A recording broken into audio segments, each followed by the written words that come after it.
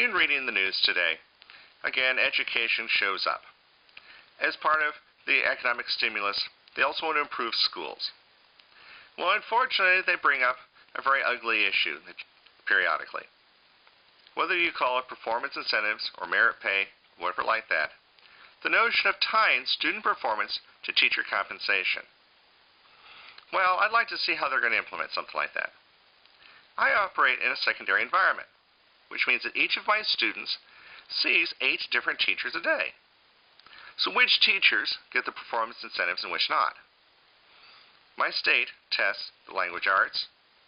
They also teach specific math and science courses. Well, I'm not an English teacher, so as a consequence, however the students do on their language arts exams probably is not going to affect me. I do teach science, but the science that we test is biology. I teach the physical sciences beyond biology. We look at math, Algebra 1, Algebra 2, and geometry. Yes, I teach Algebra 2, but how we deal with Algebra 1 and its end-of-course testing is dubious. You see, to pass the state test, the student may only have to pass 1/3 of the exam. 1/3 of the exam is not passing for me. And so I have students that mistakenly believe that they're okay in Algebra 1, but really don't know a whole lot. And hence in Algebra 2, get stymied. And then when they take their exam in Algebra 2, it's a massacre, whether it be by me or by the state testing.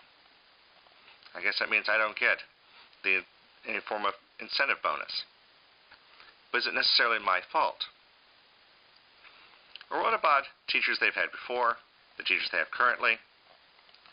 The problem that arises, especially in my district, is we have a hard enough time trying to recruit and retain teachers to begin with. If you start giving out incentive bonuses to teachers, that acts as a disincentive to the others that don't. We're already in a shortage in terms of teachers. This would aggravate it. Another ugly issue that shows up, this would be more so in the larger districts, is what about the issue of cherry picking? You know, there's always been this long-standing idea within education, though it's not supposed to happen, but it does have a tendency to happen, that those teachers who have been in the district longer often get the better students. Back when I was in school, we had tracking, where you would put your alpha students in one class, your betas and gammas in another class, and those who were truly struggling in a third class. Since all of those individual classes now have to take the same tests, who's winning out? Certainly that teacher who's getting the alpha students, because she already has a head start on achieving whatever benchmarks and goals that are laid out for her to get her bonus. But puts the others at disadvantage. In fact, that goes on all the time. The teachers that have been there the longest get the better classes.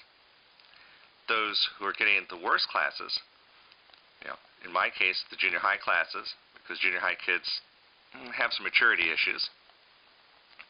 It's very difficult to retain junior high teachers because, in many cases, they're the brand new teachers, and they burn out.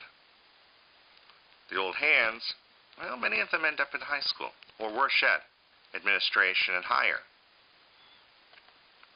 It's that cherry picking that would be aggravated by a sense of merit or performance pay, because the new teachers who are still trying to get their act together and trying to learn what would be best and how to be the best on their job would automatically be at a disadvantage.